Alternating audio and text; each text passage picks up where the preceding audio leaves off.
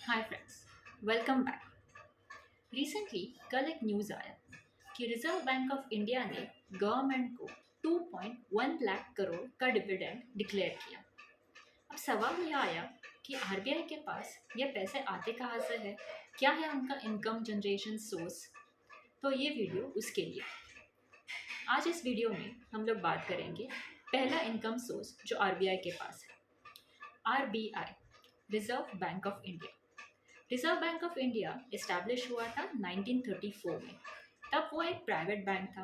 इन 1949 में reserve bank को एक गवर्नमेंट का बैंक बना दिया गया।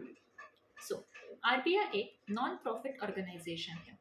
नॉन प्रॉफिट ऑर्गेनाइजेशन मतलब एक ऐसी इंस्टीट्यूट जो खुद के प्रॉफिट के लिए काम नहीं करता। सो रिजर्व बैंक जो हम लोग आरबीआई जिसे कहते हैं, वो हम लोग जो न्यू करेंसी या कॉइन्स यूज़ करते हैं उसकी प्रिंटिंग करता है। अब ये उसके खुद के प्रिंटिंग प्रेस रहते हैं जहाँ पे वो इंडिया में ये नोट्स बनाता है या कॉइन्स बनाते हैं। अब एग्जाम्पल के तौर पे अगर 100 रुपीज़ का एक नोट आरबीआई बनाता है, प्रिंट करता है, तो उसके लिए खर्चा आता होगा। तो वह खर्चा कितना आता है? डेटा के अनुसार एक 100 रुपीज़ का नोट बनाने के लिए आरबीआई को अप्रॉक्सीमेटली 2 रुपये का खर्चा पड़ता है। लेकिन उस करेंसी की वैल्यू क्या है? 100 रुपीज़। एक्सपेंस है 2 रुपये।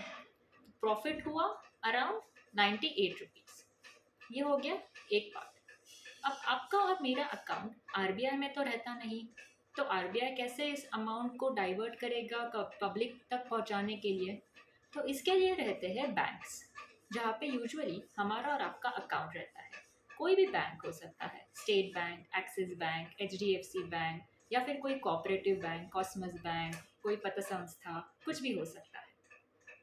तो अगर मुझे कुछ पैसों की ज़रूरत है, मैं अपने बैंक में जाऊंगी। मान लीजिए मेरा अकाउंट एक्सिस बैंक में है। मैं अपने बैंक में गई, मैंने बोला मुझे कुछ खर्चा है, बिजनेस है, कुछ काम है, इसलिए मुझे पैसे विड्रॉ करने हैं। तो मैंने अपने अकाउंट से 2 लाख रुपए विड्रॉ करना चाहे, तो अगर एक्सिस बैंक वालों के पास ये पैसा आएगा कहाँ से? रिजर्व बैंक ऑफ इंडिया से। तो क्या रिजर्व बैंक एक्सिस बैंक को फ्री ऑफ कॉस्ट 2 लाख रुपए दे देगी? नहीं। जब भी कोई आरबीआई से पैसे लेता है तो आरबीआई उनसे भी उसी अमाउंट वापस लेता है। सो मान लीजिए आरबीआई ने एक्सिस बैंक को 2 लाख रुपए दिए, तो 2 लाख की करेंसी वैल्यू एक्सिस बैंक को आरबीआई को ट्रांसफर करनी पड़ती है। ओके, तो 2 लाख अगर आरबीआई को छापने हैं तो उसका खर्चा कितना होगा आरबीआई को? Around 4000 rupees. 100 रुपीज़ का नोट छापने के लिए 2 रुपये लगता है। 2 लाख छापने के लिए, 2 लाख रुपीज़ का नोट बनाने के लिए आरबीआई को 4000 रुपये का खर्चा हुआ। लेकिन एक्सिस बैंक से आरबीआई ने कितना अमाउंट लिया? 2 लाख रुपए। तो नेट प्रॉफिट हुआ 2 lakh minus 4000 which is equal to 1,96,000। ये जो ट्रांजैक्शंस होते हैं इसका एक टर्म है जिसे बोलते हैं सीनोरेज टर्म। तो ये जो प्रॉफिट होता है ये आरबीआई का प्रॉफिट अर्निंग एक चीज़ रहती है। ये ट्रांजैक्शन से आरबीआई जो प्रॉफिट कमाता है ये एक सोर्स है आरबीआई का इनकम का। इस वीडियो में हमने अभी सिर्फ एक सोर्स ऑफ इनकम के बारे में बात की।